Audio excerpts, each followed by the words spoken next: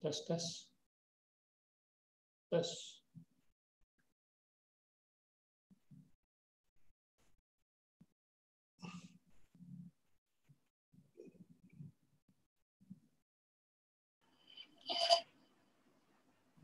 Ya, oke. Selamat malam teman-teman semua. Selamat datang di diskusi Filsafat 101 Sekolah ID.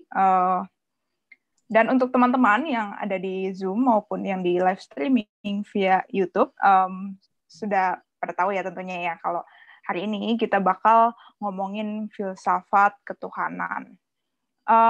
Buat teman-teman yang baru pertama kali mungkin ikut diskusi di Sekolah ID, selamat datang. Buat yang belum tahu mungkin Sekolah ID itu apa sih? Jadi Sekolah ID adalah semacam filosofi hub ya, hub filsafat untuk belajar filsafat. Dan tentunya yang kami tawarkan di sini adalah dasar-dasar dari filsafat ya. Kami nggak bakal ngebahas lebih jauh ya, lebih advance kali ya. Nggak, tapi kami berusaha untuk mendorong teman-teman untuk lebih mendalami filsafat dan mungkin berminat untuk mengambil studi filsafat. Hari ini kita bakal ngomongin filsafat ketuhanan bareng sama Romo Simon Petrus Dili Cahyadi, dosen dari Sekolah Tinggi Filsafat Diliakara dan sekarang menjabat sebagai Kepala Perpustakaan STF Diliakara. Selamat malam Romo, apa kabar? Selamat malam Dea, kabar baik, semoga sehat semua. Selamat malam Ya, teman-teman. sehat Romo? Alhamdulillah, terima kasih. Ya. Oke, Romo ini udah partisipannya udah banyak nih, udah 82 orang dan mungkin bahkan semakin bertambah. Buat intro kali ya Romo, kita biasanya nih bertanya ke narasumber yang selalu diundang ke Sekolah ID ini, apa yang membuat Romo tertarik untuk mempelajari filsafat dan menurut Romo, apa itu filsafat? Wah, terima kasih Dea. Ya, apa yang membuat saya tertarik pada filsafat ya? Harus saya akui loh bahwa saya dulu masuk filsafat, saya nggak punya minat dulu. Filsafat nggak ada minat. Tapi karena tapi karena kan jadi pastor kan ya, kalau mau jadi pastor di dalam gereja Katolik itu ada kewajiban. Jadi semua pimpinan agama Katolik, pastor itu diwajibkan untuk belajar filsafat minimal 2 tahun. Belajar teologi minimal 4 tahun. Oh, oke. Ya, dan KKN, kuliah kerja nyata, minimal 1 tahun. Nah, itu kewajiban yang ketat di sana. Hanya kan itu diterapkan di sini kan nggak bisa belajar filsafat 2 tahun dapat apa. Lalu kan harus diterjemahkan menjadi S1 kan. Nah, S1 di sini dalam konteks Indonesia yang menjadi 4 tahun kan filsafat. Lalu teologinya juga nanti jadi S2, jadi magister. Jadi saya diharuskan itu. Jadi saya sebenarnya nggak senang sama filsafat. Saya benci dengan filsafat. Ya. Tapi ya kata wajib ya. Baru kali ini saya baru dengar narasumber sekolah yang berbicara seperti ini, Romo. Ya karena kan saya dulu latar belakangnya eksakta. Saya latar belakangnya matematika, ilmu pengetahuan alam. Saya dari Paspal. Saya mau jadi arsitek sebenarnya, dan arsitek itu lebih banyak dengan matematika, dengan fisika, perhitungan, tapi dengan sedikit juga stereometri. Nah, saya mau jadi arsitek sebenarnya, tapi kemudian saya dapat panggilan lain, lalu saya jadi pastor. Nah, sebelum jadi pastor itu wajib belajar filsafat. Lama-kelamaan kok saya merasa tertarik ya. Saya sampai butuh waktu sekitar 1,5 semester loh untuk bisa jatuh cinta betul. Aku terlambat mencintai engkau seperti Agustinus bilang gitu. Dia kan. Seperti Agustinus bilang, aku terlambat mencintai engkau, oh filosofia gitu. Ya. Lalu saya mulai senang ya, karena waktu itu saya kira intronya adalah Romo Magnis. Ya, etika kan lebih praktis ya. Bicara tentang hidup, tentang kebahagiaan. Saya merasa tertarik. Nah, kalau dia tahu kalau orang belajar filsafat itu kan sepertinya kalau diberi pintu ada kunci yang kalau dibuka ke sana kemari masuk gitu loh. Masuk ke sini, masuk ke situ, masuk sejarah, masuk budaya, masuk juga ketuhanan. Nah itu lama-kelamaan saya senang jadi saya merasa gembira, bahagia saya. Terlambat aku mencintai engkau. Agustinus ya. Oke, Romo. Berarti kalau begitu, menurut Romo, apa itu filsafat, Romo? Oh, dia paling gampang filsafat itu dipahami dari kata-katanya. Kan dari etimologinya kan itu jelas dua kata Yunani, ya. Itu istilahnya negeri dari mana filsafat akademik, filsafat diskursif itu berasal. Dari kata philein berarti mencintai dalam arti akrab dengan. Jadi dalam bahasa Yunani kata philein itu dalam arti bersahabat atau akrab dengan atau mencintai, menyayangi sahabat. Nah, sedang Sophia itu berarti ada Sophia Lacuba juga sih, ya. Nah, tapi ini Sophia berarti kebijaksanaan. Kebijaksanaan dalam istilah filsafat itu ya bisa kita padankan dalam jarak tertentu dengan pengetahuan, cinta akan pengetahuan yang membawa kita pada kebenaran. Nah itu kan, jadi orang filsafat itu adalah ikhtiar manusia untuk mengakrabi atau mencintai kebijaksanaan dalam arti pengetahuan. Yang khas pada manusia dia adalah manusia bertindak berdasarkan pengetahuannya. Maka dari itu filsafat tidak berhenti hanya di otak. Kalau dia hanya sampai di otak, dia baru pada level teoritis. Dia masih sampai pada keyakinan. Dan keyakinan menjadi dasar untuk tindakannya. Nah, itu dia. Maka antara tahu, mau, dan tindakan itu sebenarnya kebijaksanaan dalam satu paket. Filsafat mau mencintai, berikhtiar untuk mengakrabi kebijaksanaan dalam arti itu. Itu dia. Oke, Romo. Oke, Romo. Kalau begitu kita mulai masuk nih ke topik hari ini, Romo, yaitu filsafat ketuhanan. Kalau begitu, Romo, apa definisi dan dasar dari filsafat ketuhanan ya, Romo? Nah, filsafat itu kan tadi saya sudah bilang, orang yang belajar filsafat dia ada ikhtiar untuk mencari pengetahuan, ya, mencari pengetahuan yang paling dasar, yang sangat fundamental. Kalau Kant merumuskannya dengan 3 pertanyaan fundamental, kan? What can I know? What should I do? What may I hope? Itu pertanyaan fundamental yang disibuki oleh filsafat. What can I know? Itu dalam epistemologi namanya filsafat ilmu pengetahuan. What should I do? Itu dalam etika, yang tadi saya sudah singgung. Ya, yang saya pintu masuk saya mencintai filsafat lewat Romo Magnis di STF. Dan yang ketiga itu what may I hope? Nah, di sini menyinggung soal ketuhanan. Ya, tentu saja 3 pertanyaan itu ada juntrungannya dengan pertanyaan keempat kata Kant, yaitu apa? What is man? Apa itu manusia? Oke. Ya, jadi filsafat kan punya, bukankah semua yang bertanya itu 3 itu adalah juga manusia yang punya kemampuan bertanya itu, ya. Maka dari itu filsafat dengan demikian kelihatan dari objeknya gitu, ya. Filsafat ketuhanan adalah sebuah refleksi filosofis tentang ketuhanan. Nah, jadi begitu. Kalau mau dipahami secara gampang. Jadi fenomen ketuhanan coba digali, coba direfleksikan, coba dicarikan pendasaran-pendasarannya. Itu filsafat masuk ke situ. Maka filsafat ketuhanan. Ya, oke, Romo. Berarti kalau gitu apa saja ya, Romo, ya permasalahan dalam filsafat ketuhanan? Permasalahan dalam filsafat ketuhanan pada intinya ada 3 gugus. Gugus persoalan filsafat ketuhanan, karena kan bicara tentang ketuhanan ini kan. Jadi tidak bicara tentang kealahan, karena kalau kealahan konsep Allah itu kan terlalu abrahamistik, terlalu kuat. Itu Yahudi, Islam, Kristen itu kan pakai konsep Allah, you know? Itu semua bahasa Ibraninya El, bahasa Arabnya Allah, you know? Agama Kristen juga mengambil alih kan dari Yahudi.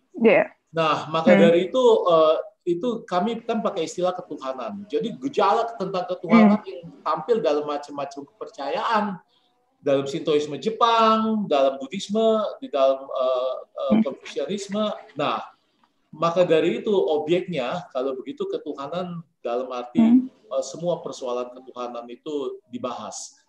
Di dalam filsafat ketuhanan ada 3 gugus sikap filosofis terhadap ketuhanan ini. Gugus pertama itu kita sebut teisme.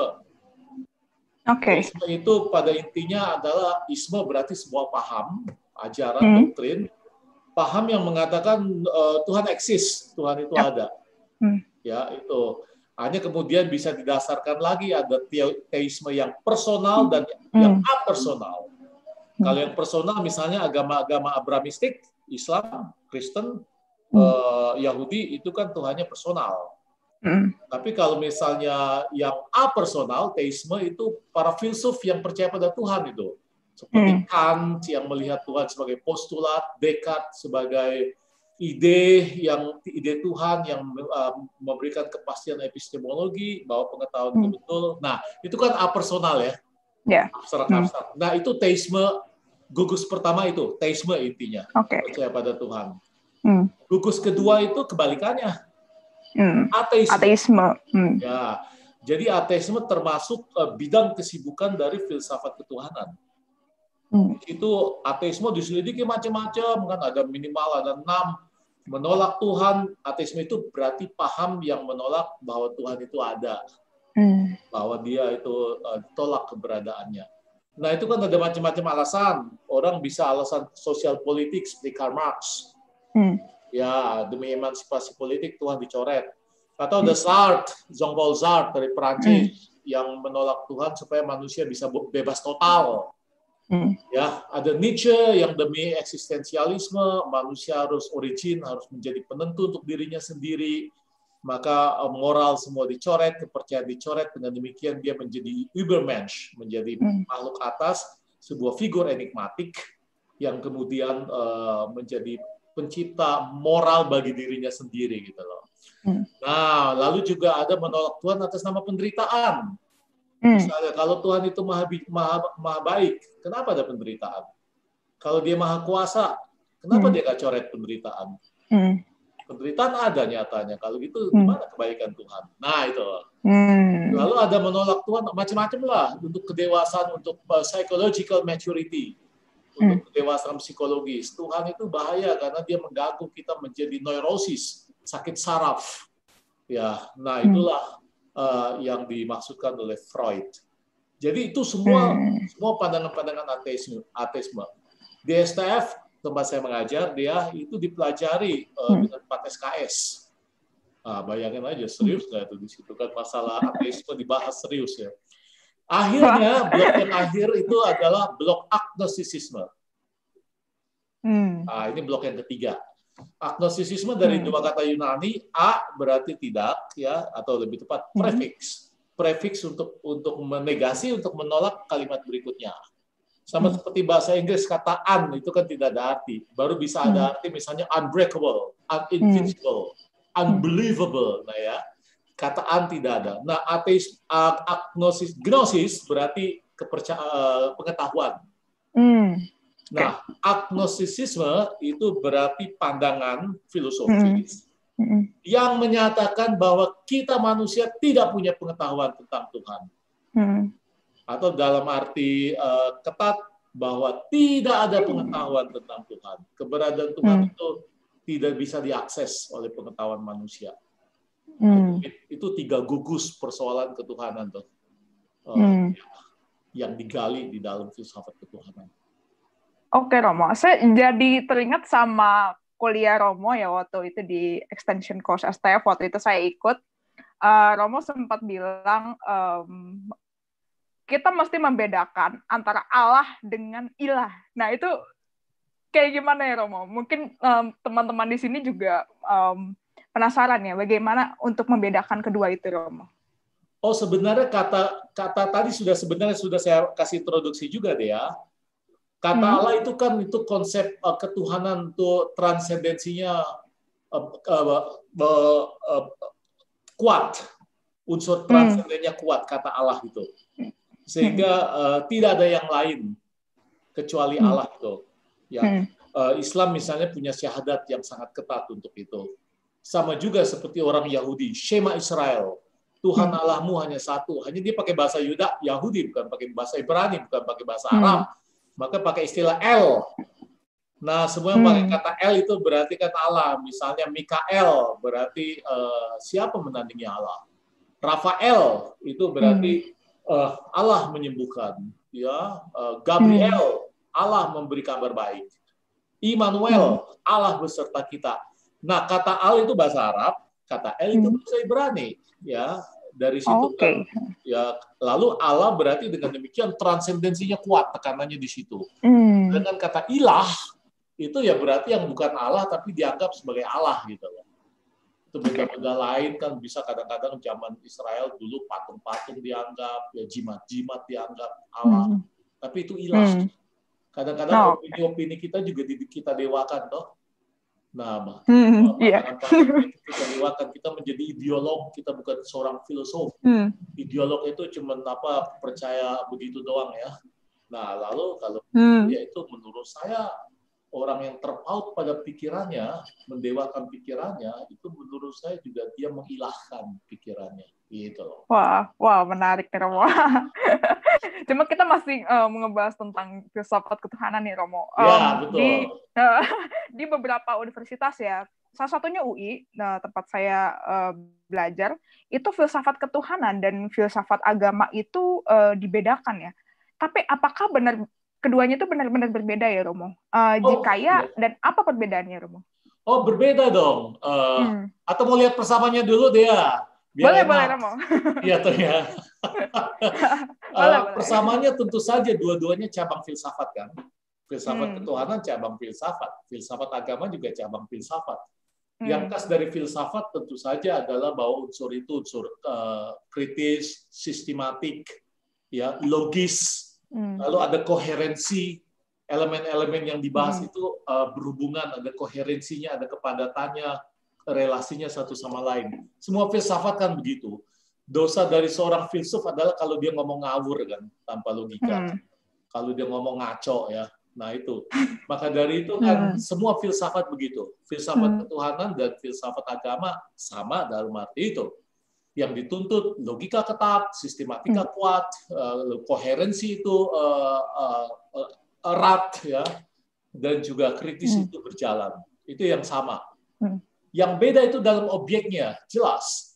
Objeknya filsafat ketuhanan, tadi saya sudah bilang, filsafat ketuhanan adalah objeknya adalah realitas yang dianggap Tuhan, yang absolut, yang paling tinggi, yang oleh orang beragama disebut ya Allah atau Tuhan. Nah itu dianalisa di situ, direfleksikan maksud saya. Sedangkan kalau agama, jelas filsafat agama sebagai suatu bidang kehidupan, sebagai Lebensraum ya, itu Lebenswelt maksud saya. Ya sebagai dunia kehidupan dari manusia di situ, itu yang direfleksikan. Maka dari itu beda. Saya kasih contoh yang bedanya konkretnya begini. Kalau misalnya dalam filsafat agama, ya agama mungkin diberitahu, dijelaskan mengapa orang bisa beriman, ya. Kemudian doa itu apa, lalu bagaimana realitas agama terjadi. Misalnya bahwa realitas agama terjadi karena manusia misalnya mempunyai dimensi transendental, ya itu misalnya. Nah, di situ misalnya filsafat masuk, filsafat agama. Tapi kalau dalam filsafat ketuhanan, itu jadi dalam filsafat agama Tuhan tidak dipersoalkan, dianggap sebagai ada begitu kan ya. Ya, tapi kalau dalam filsafat ketuhanan Tuhan dipersoalkan, ada nggak? Oke. Yang dilihat bukan kenapa orang beragama, ya akan ditanya. Yang disembah oleh orang beragama Tuhan itu ada atau tidak? Ya kan? Itu tadi saya bilang ada sikap-sikapnya tuh dia, yang tidak gugus persoalan. Nah, di situ bedanya. Oh gitu, oke. Akan tetapi menurut saya dewasa ini, di mana orang belajar interdisiplin ya, di mana orang filsafat sendiri kan juga sekarang nggak bisa kemudian dia seakan-akan ngorek-ngorek sendiri dari kepalanya, tiba-tiba keluar sesuatu jebret, ya kan? Dia sendiri mesti berkorespondensi dengan ilmu-ilmu lain. Maka dari itu filsafat sendiri sekarang dengan filsafat agama, dengan psikologi agama, dengan sosiologi agama, bahkan dengan teologi. Ya, filsafat juga sekarang berdialog kan. Yeah. Jadi kan bagi filsafat, hanya bedanya bagi filsafat mereka itu dianggap sebagai data yang kemudian mau direfleksikan. Mereka tetap dipandang juga sebagai ilmu, tetapi bisa berkorespondensi dengan filsafat. Ya. Filsafat tidak punya motif intrinsik untuk misalnya percaya pada Tuhan, tidak. Ya. Filsafat malah bisa mempersoalkan adanya Tuhan itu. Tetapi pandangan-pandangan dari ilmu agama misalnya yang melihat bahwa misalnya ya bahwa Tuhan itu ternyata personal. Nah, itu kadang-kadang masuk juga kan. Yeah. Misalnya pada Pascal, misalnya juga pada pandangan Kant dalam masalah dengan suara hati sebagai petunjuk akan adanya Tuhan. Itu hanya mungkin kalau Tuhan personal. Jadi itu tetap ada sambungan tuh dia ya. Karena berkorespondensi. Sekarang orang sudah tidak bisa lagi tertutup dalam disiplinnya masing-masing. Zaman itu sudah lewat. Maka dari itu studi agama, filsafat agama, sosiologi agama, psikologi agama dipakai juga untuk korespondensi. Gitu. Oke, Romo. Berarti kira-kira tepat gak ya, Romo, kalau bilang filsafat agama itu refleksi kritis atas agama yang merupakan institusional. Kira-kira tepat gak ya, Romo? Institusional agama itu salah satu aspeknya. Ya, tapi kan agama kan kalau di dalam istilah Clifford Geertz, dia disebut sebagai system of beliefs. Jadi sistem kepercayaan. Disebut sistem karena ada banyak elemennya. Jadi kalau kamu melihat motor itu sistem motorik ya, sistem mekanik ya, motor itu kan. Itu ada bensinnya, ada businya, ada lampunya. Jadi semua yang lain itu ada elemen-elemennya. Dan semuanya it works together. Sehingga membentuk motor itu bisa jalan. Nah, agama juga kan sebagai sistem dari sudut sosiologi. Ini saya bicara tentang sosiologi agama kalau begitu kan. Maka kan coba lihat sekarang kan korespondensi ya. Saya kasih contoh konkret bagaimana filsafat juga berkorespondensi dengan ilmu-ilmu lain. Di dalam misalnya saja sistem kepercayaan, agama juga banyak elemennya dia. Contoh, bahwa ada aspek umatnya, ya tuh, ada community.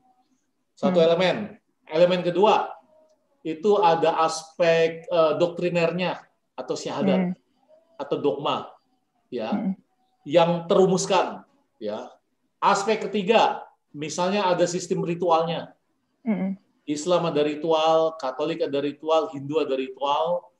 Aspek keempat ada kepemimpinannya, ya toh. Aspek agama kelima, ya, mungkin segi-segi arsitekturalnya tentang bangunan dan seterusnya. Coba kamu lihat, nah semuanya ini kerjasama. Tentu saja yang paling dasar dari situ adalah aspek batiniah dari agama, karena aspek spiritualitas, ke fenomen keterbukaan orang pada yang transenden itu, yang sering dilihat sebagai misteri yang fascinosum yang mempesona tetapi sekaligus yang menakutkan. Itu dari Mircea Eliade. Nah, coba lihat, dia masuk semua elemen-elemennya, ada sama seperti semua agama. Maka dari itu tidak bisa hanya dikatakan institusi saja. Institusi itu salah satunya. Begitu deh. Oke, Romo. Ini kalau ngomongin skala global sama nasional ya, Romo. Sejak peristiwa 9/11 di skala global, kemudian kalau di nasional itu Pilkada DKI 2017, itu mulai muncul kebangkitan minat tentang agama dan ketuhanan.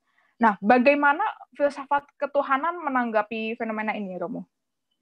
Filsafat ketuhanan, dia bisa menjadi memiliki peran mediator. Jadi dia bisa memediasi macam-macam diskusi tentang persoalan ketuhanan yang muncul ditantang atau dirangsang oleh persoalan-persoalan itu. Maka dari itu kan sekarang juga menarik bukan saja persoalan-persoalan tentang tadi dalam rangka pilkada itu kan kadang-kadang dikaitkan dengan institusi ya, atau penyerangan terorisme dikaitkan dengan unsur institusinya. Tapi banyak orang juga sekarang berdiskusi lebih dalam loh tentang ketuhanan.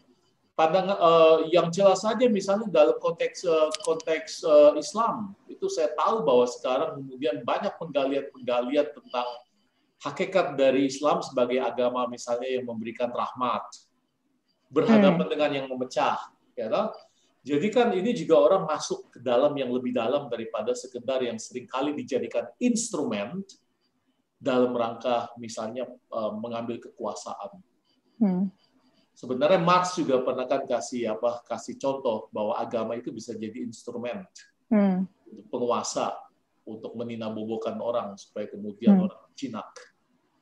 Nah, filsafat ketuhanan menurut saya justru bisa menyibak unsur-unsur yang tidak tahan uji atau unsur-unsur yang lebih pada permukaannya, ya, masuk ke dalam unsur-unsur yang lebih dalam. Maka kan banyak juga sekarang pendalaman filsafat, pendalaman keagamaan pada yang lebih dasariah daripada yang sekedar membeda-bedakan. Begitu. Oke, Roman.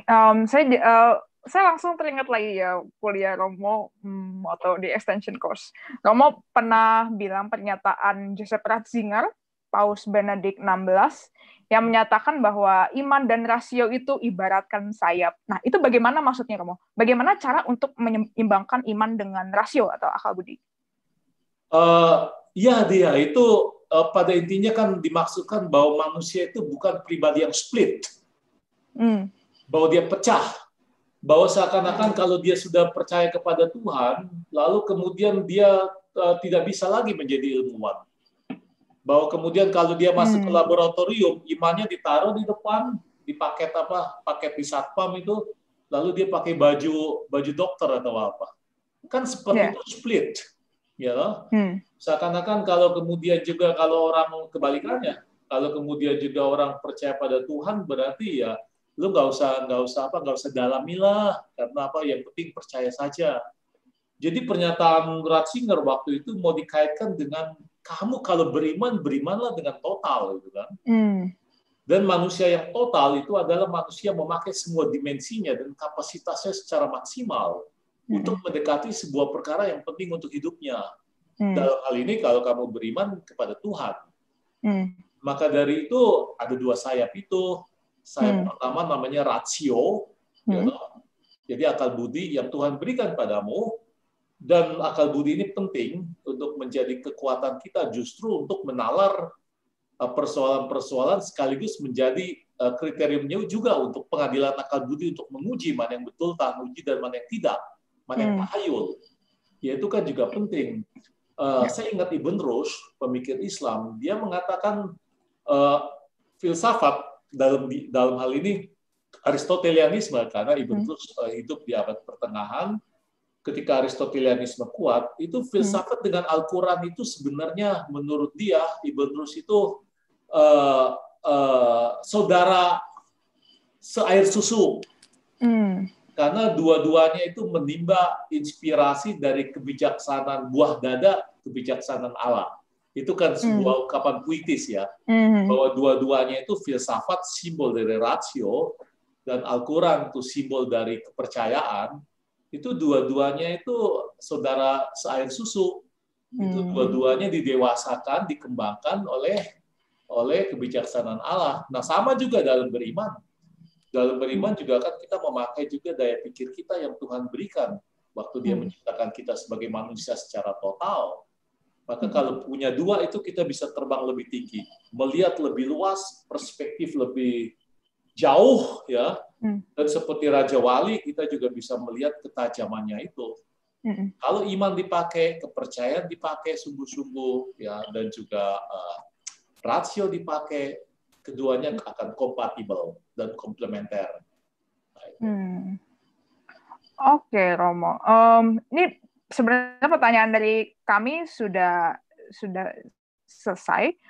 Dari Sam mungkin, Sam ada tambahan? Halo Sam? Ada pertanyaan nih dari chat dulu kali ya? Oke. Samuel ya? Ya, halo Romo. Baik, konbawa. Yoroshiku onegaishimasu. Genki desu ka? Ya, konbawa.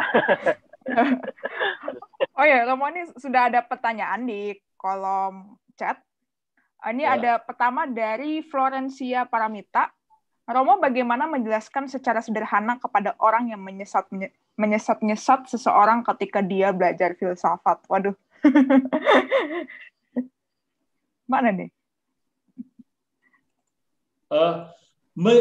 Menyesat apa itu Iya. maksudnya?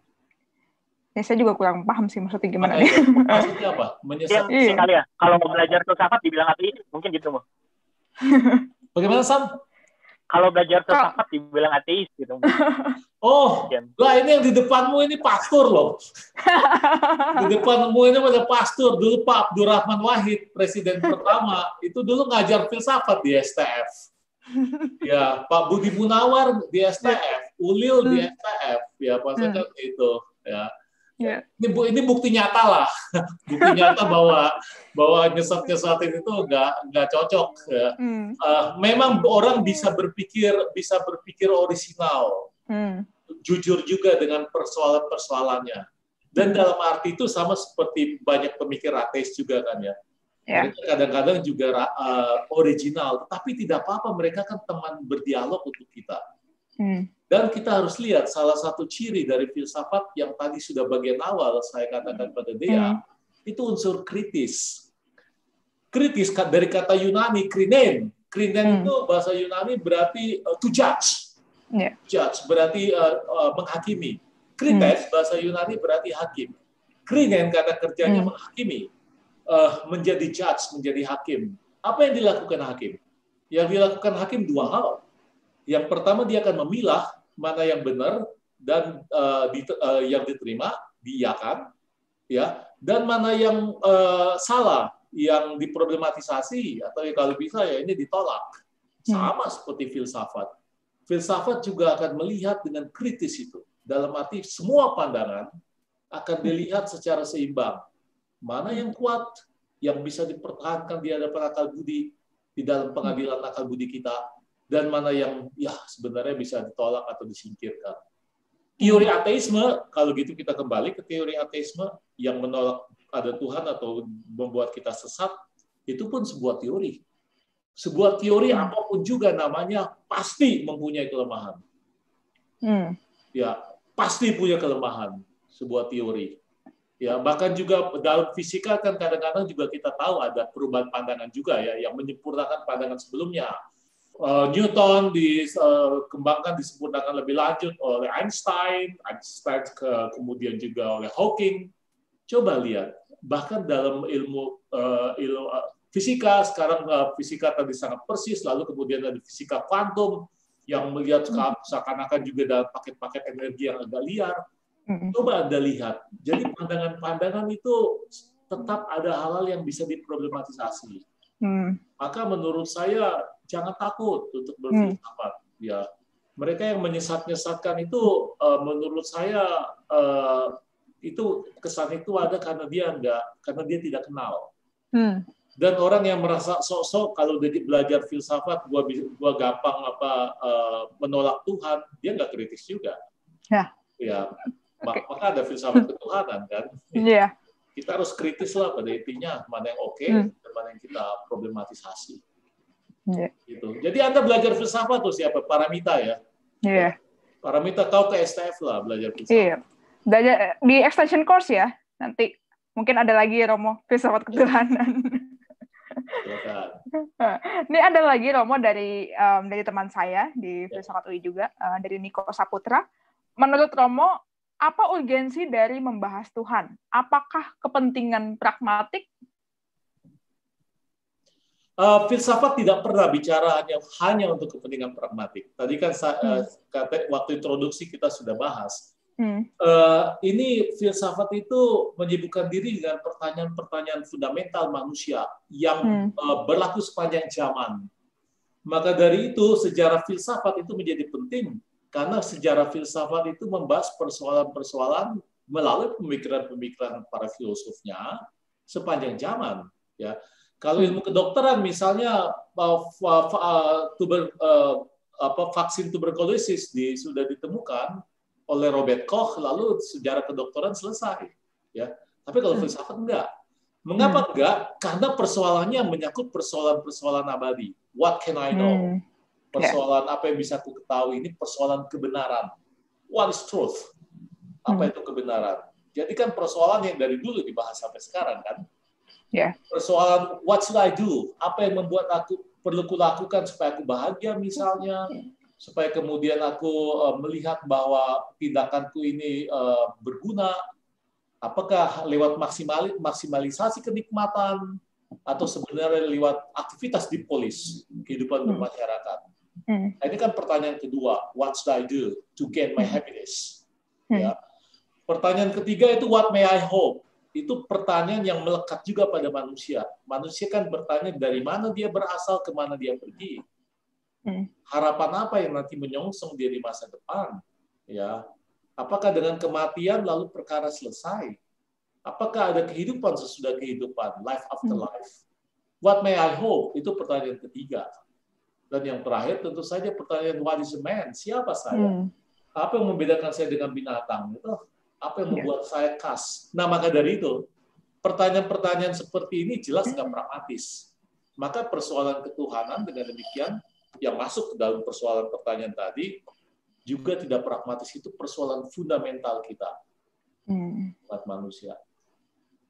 Oke, Romo. Begitu, ini masih banyak nih pertanyaannya, Romo. Kayaknya gitu ya? Banyak yang penasaran. Ini ada pertanyaan dari Alfi. Malam, Romo, saya ingin bertanya, ketika kita mengimajinasikan sosok Tuhan menjadi bentuk visual dalam pikiran kita, apakah Tuhan yang kita sembah selama ini adalah Tuhan sebenarnya, atau ternyata kita hanya menyembah imajinasi dalam pikiran kita? Nah, ini menarik nih. Ada seorang pemikir ateis namanya Feuerbach, Ludwig Andreas Feuerbach. Dia melihat bahwa manusia itu menciptakan Tuhan menurut gambarnya sendiri. Ya, kan dalam kitab Perjanjian Lama maksud saya, kitab orang Israel, ya, dan orang Kristen juga memakai itu, dan orang Islam yang belajar Taurat juga tahu itu, ya. Tuhan menciptakan manusia menurut gambarnya kan ya. Nah, oleh Feuerbach dibalik ya. Jadi manusia itu membuat Tuhan melalui gambarnya. Ya. Menyerupai gambar manusia itu. Ini disebut teori proyeksi. Tetapi apakah kemudian Tuhan yang kita imajinasikan, yang kita bayangkan itu Tuhan?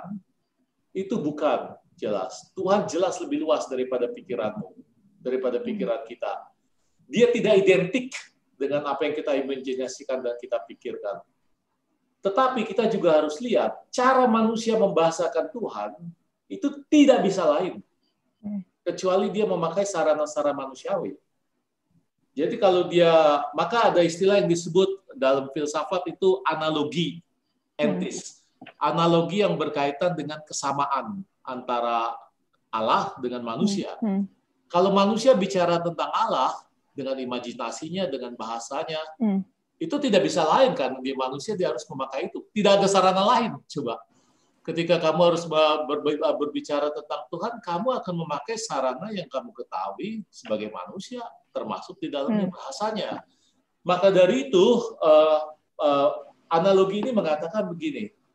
Kalau kita bicara tentang Tuhan, misalnya sebagai Bapa, ya, itu ada kesamaan dengan Bapa kita di bumi ini, misalnya bahwa dia pelindung, bahwa dia terlibat pada keadaan kita sebagai anaknya, kan Bapa begitu, ya. Tetapi juga dia sekaligus berbeda. Artinya apa? Bapa kita kan dia bisa mati kan, lalu kemudian juga dia sakit, lalu dia punya usia tua. Lah pada Tuhan kan tidak bisa dikatakan usianya berapa sekarang. Nah, jadi ada bahasa yang dipakai, tapi sekaligus ada ada kesamaan, tapi sekaligus ada perbedaan juga di situ. Nah, tidak bisa dengan demikian disamakan saja antara pikiran dan gagasan kita itu dengan Tuhan. Tapi ketika kamu harus bicarakan pada teman orang lain, apa yang kamu percaya, khususnya kalau ada orang beriman, Anda kan perlu memakai bahasa yang dia mengerti. Nah, filsafat membantu itu untuk membahasakan itu. Sambil sekaligus sadar bahwa realitas Tuhan itu tidak sepenuhnya bisa ditangkap dengan akal budi. Kalau Tuhan bisa ditangkap dengan akal budi, dia bukan Tuhan. Dia menjadi sains. Itu loh. Begitu. Karena akal budi kita juga terbatas ya, Romo. Iya, maka dari itu kan, tapi akal budi bisa, ini dalam fenomenologi, akal budi itu bisa kemudian juga membawa kita pada jalan adanya Tuhan. Disebut jalan karena dia menunjukkan pada kita memang bukan bukti. Kalau bukti itu misalnya, nah ini nih, ini bukti nih. Ya, lalu saya punya redoxon, lalu saya punya Enkasari, permen, itu bukti. Bukti itu sesuatu yang ditunjuk dengan jari. Tetapi di dalam filsafat, Tuhan tidak mau dibuktikan. Seakan-akan dia sama dengan realitas barang ini. Ya. Tapi dalam filsafat itu mau ditunjukkan jalan bahwa kepercayaan kepada Tuhan itu masuk akal. Nah, bahwa akal budi kita itu bisa mengarahkan kita ke sana. Jadi bahwa kepercayaan kepada Tuhan bukan against the reason atau irrational, ya, melainkan sejalan dengan akal budi, bahkan dia melampaui akal budi. Maka itu dia Tuhan kan. Jadi bukan di bawah standar akal budi lalu menjadi irrational, melainkan dia bisa ditangkap dengan akal budi, masuk akal, akan juga melampaui akal budi, kepercayaan kepada Tuhan. Itulah dua sayap tadi. Itu dua sayap tadi. Ya. Oke, Romo. Ini ada pertanyaan juga nih dari teman saya, dia dosen sosiologi UI, Romo, dari Kevin Nobel. Ya. Di dalam analisis Epikuros, jika Tuhan tidak ada, atau ateisme ya, maka kehidupan manusia hanya berarti sampai di detik kematian lalu selesai. Tetapi bahaya terbesar ada di deisme, yaitu Tuhan yang membiarkan kita menderita atau bahkan sengaja menyebabkan penderitaan. Bagaimana kita tetap bisa berargumen bahwa Tuhan itu ada dan Tuhan itu baik, Romo? Persoalan yang Anda katakan itu masuk di dalam pembicaraan filsafat ketuhanan dengan suatu keyword, yaitu theodice. Oh ya, theodice ya, oke. Theodice kan? Iya. Theodice itu dari dua kata Yunani, theos dan dikaios. Theos berarti Allah, dikaios itu berarti just, dalam arti adil, baiknya. Nah, jadi bagaimana kepercayaan kepada Tuhan yang Maha Baik itu dihadapkan dengan kenyataan keras bahwa ada kejahatan, ada keburukan, begitu loh. Jawaban yang Leibniz yang bagi saya klasik itu mengatakan begini, harus dibedakan 3 bentuk keburukan, pakai evil ya, pakai bahasa Inggrisnya evil. Evil itu berarti keburukan ya. Bahasa Prancisnya mal, bahasa Latinnya malum. Ada 3 bentuk malum, 3 bentuk keburukan. Yang pertama itu ya istilahnya Anda setuju atau enggak penting, tapi perkara yang penting. Yang pertama misalnya itu adalah keburukan metafisika. Keburukan metafisika itu misalnya bahwa gempa bumi, bencana alam. Jadi bencana alam yang murni, ya kan? Itu yang murni lah, bukan karena kesalahan manusia. Sekarang banyak bencana alam itu sebenarnya brengseknya manusia juga kan. Gitu. Bencana alam murni lah, ada patah bumi, lalu kemudian patahannya itu kemudian membentuk tsunami, lalu tsunami kemudian kena pada orang, lalu banyak orang mati ya. Nah, Leibniz mengatakan itu tidak harus disalahkan pada Tuhan. Mengapa? Karena menurut dia itu adalah karakter dari ciptaan. Ciptaan itu tidak sempurna. Kalau ciptaan sempurna, dia bukan ciptaan. Dia sama dengan penciptaan. Dan itu tidak bisa diterima. Itu sebuah kontradiksi. Ciptaan sempurna. Berarti sama dengan penciptanya. Nah, sebagai ciptaan, misalnya bumi bisa bisa patah gitu itunya, patahan bumi itu di bawah lalu kemudian menciptakan tsunami, ya itu memang kodrat dari ciptaan, bisa begitu. Maka kalau begitu ya Tuhan nggak perlu disalahkan. Lagi pula waktu tsunami, jangan kamu kira bahwa kemudian tsunami begitu ketemu orang saleh, lalu belok airnya kan, beng gitu kan nggak bisa juga. Atau ketemu orang jahat, ya orang kafir atau apa, baru kemudian ditenggelamkan, tapi begitu ketemu orang jahat, belok ke tsunami-nya, nggak bisa kan? Itu alam seperti itu. Jadi pertama itu. Yang kedua itu keburukan fisika, belum fisikum, belum metafisikum, namanya terserah sekali lagi. Yang kedua itu dia mengatakan begini, contohnya misalnya epidemi, contohnya misalnya kena sampar, ya. Dia mengatakan jangan melihat itu saja sebagai suatu peristiwa sempit. Peristiwa itu penting untuk pendidikan manusia yang lebih luas, untuk survival semua bangsa. Contoh, kalau kemudian, bukankah semua peradaban kita itu adalah bukti nyata bahwa kita mengatasi kesulitan manusia. Mengapa ada mobil? Karena kita tahu bahwa berjalan dalam panas itu menyusahkan. Ya. Mengapa kita ciptakan teknologi AC? Karena kita tahu bahwa kalau kemudian kita terbakar cuaca panas, kita nggak bisa apa-apa, terpapar gitu. Ya. Jadi coba lihat, mengapa ada pandemi? Pandemi baik karena dengan demikian kita bisa menemukan nanti vaksin. Begitulah kemudian ada perkembangan bahwa alam itu mempunyai fungsi edukatif lewat bencana-bencana itu. Jadi keburukan kedua. Keburukan ketiga itu adalah yang disebut keburukan moral. Keburukan moral ini disebut crime, dalam arti kejahatan.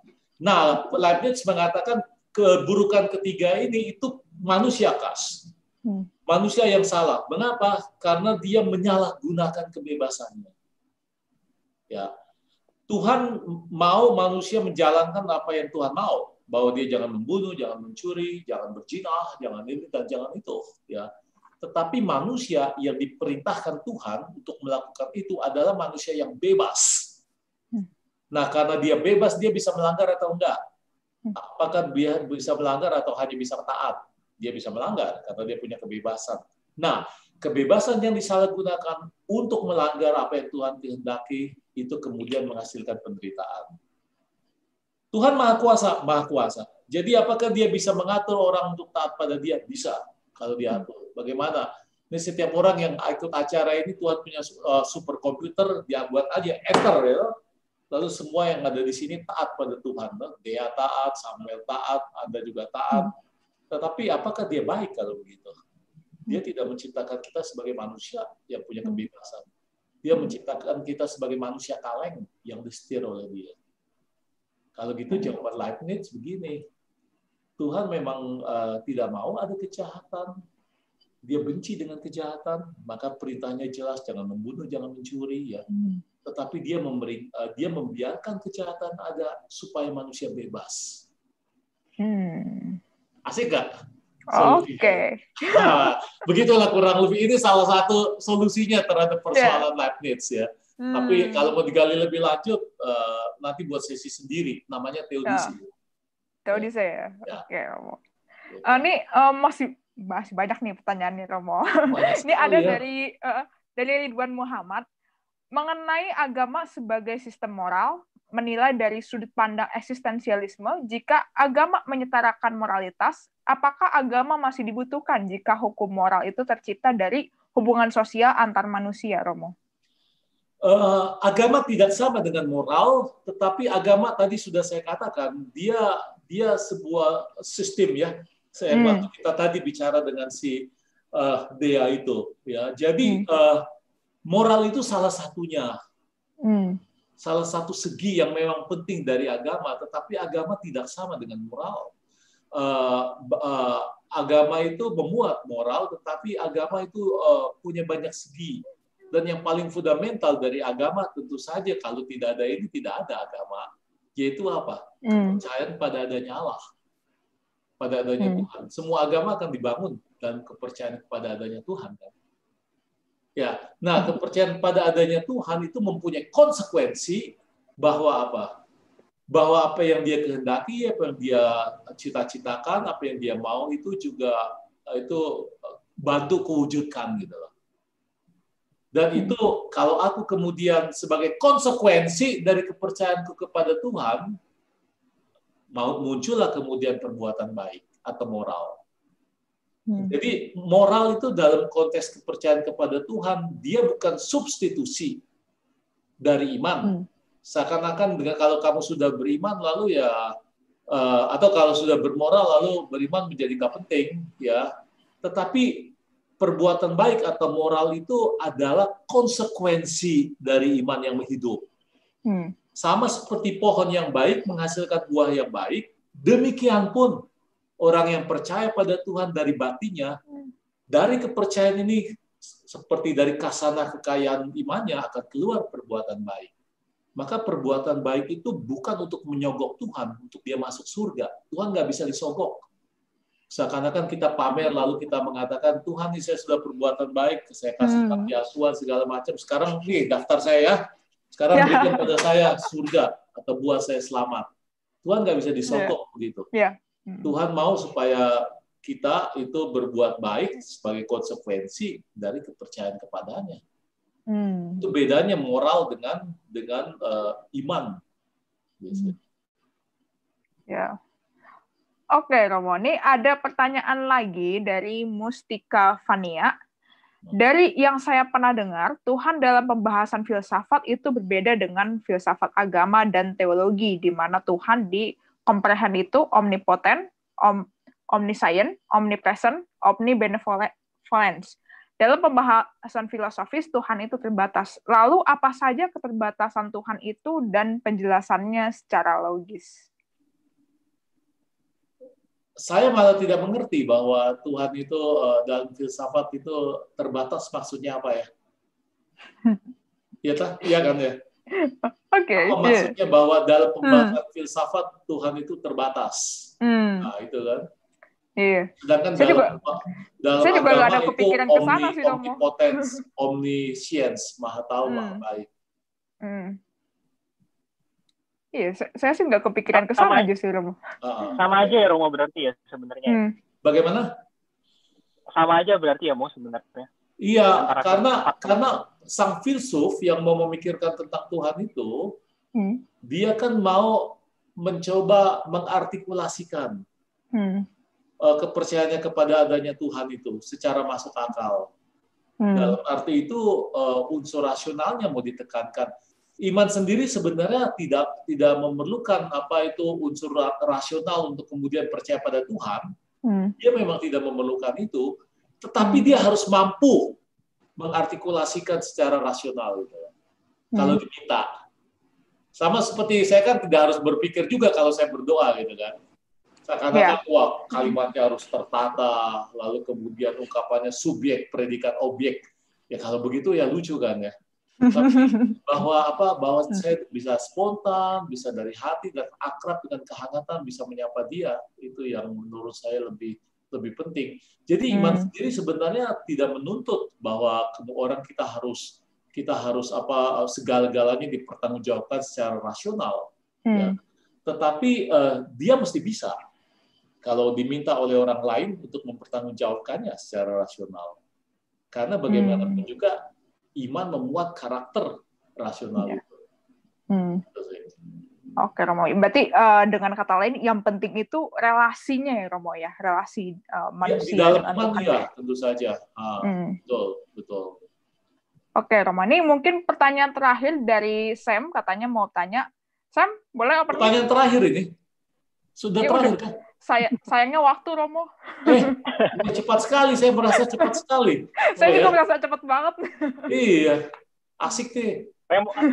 Thank you, Romo, buat pemaparannya, sangat menolong.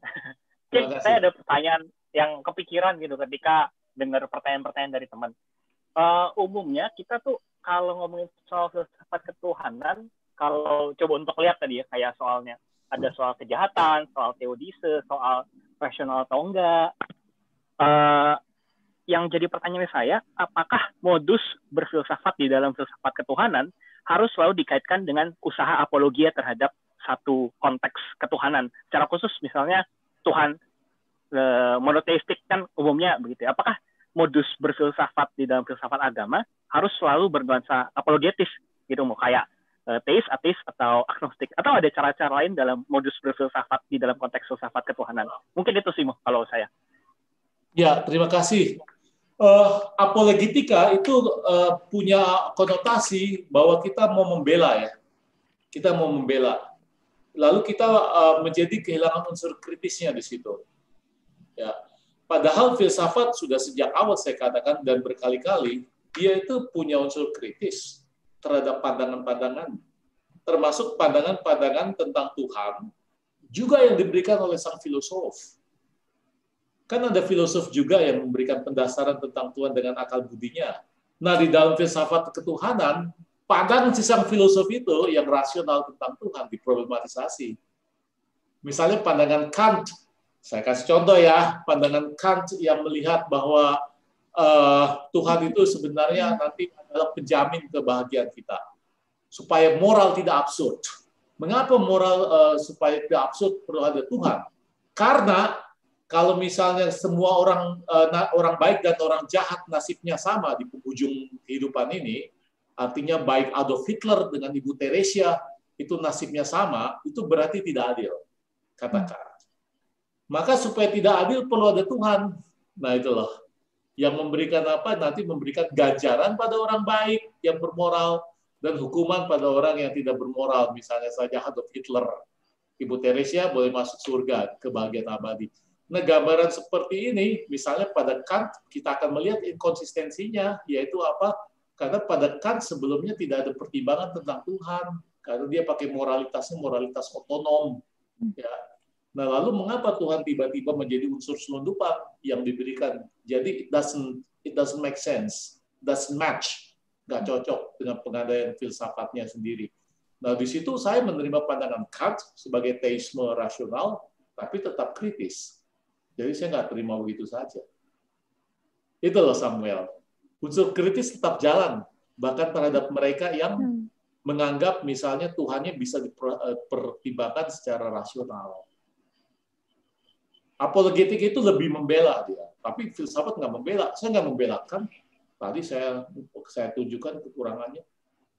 Meskipun Kant bilang Tuhan itu ada lewat suara hati. Berarti unsur harus kritis juga gitu ya terhadap pemikiran, bahkan teis sekalipun gitu ya, Mo. Betul, betul. Maka dari itu kan menurut saya gambaran tentang Tuhan juga kan itu tadi ada yang bertanya kan, imajinasi. Itu betul. Kadang-kadang kita itu gampang sekali menempelkan apa yang merupakan keinginan kita itu kepada keinginan Tuhan. Lalu menganggap itulah kehendak Tuhan. Kehendak Tuhan adalah bahwa orang-orang itu yang tidak satu grup dengan kita itu darahnya halal, itu digorok. Padahal itu adalah sebenarnya ungkapan dari hasrat destruktifnya, yang disebut proyeksi. Itu Feuerbach belajar memberikan pada kita pelajaran begitu. Jadi gambaran Feuerbach tentang Tuhan itu proyeksi membantu saya. Saya sendiri terus terang saja karena saya belajar ateisme, saya kok merasa iman saya dimurnikan. Ya, dan juga unsur-unsur yang tidak tahan uji itu dibersihkan dari elemen-elemen iman saya. Ya, dan dengan demikian saya bisa menjadi beriman lebih orisinal, lebih menyeluruh, sambil menyadari keterbatasan bahwa apa yang kita pikirkan tidak sama dengan Tuhan. Kalau sama dengan Tuhan itu Feuerbach teori proyeksinya kena untuk kita. Begitu sih Samuel, kita perlu kritis juga terhadap pandangan-pandangan sendiri. Ya. Arigatou gozaimasu, Romo. Ya, Kochira kosudomo. Iya. Ya, oke Romo, sayangnya itu pertanyaan dari Sam itu pertanyaan terakhir dan sebenarnya masih banyak banget pertanyaan yang belum bisa dijawab, sayangnya terbatas sama waktu. Kira-kira dari Romo kapan-kapan kali ya, Dek? Ya, maybe ya. Di-arrange saja. Diatur. Yeah.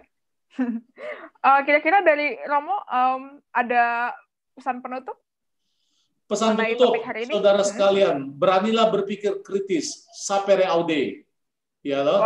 Karena siapa yang kritis, dia akan mengusahakan kebenaran.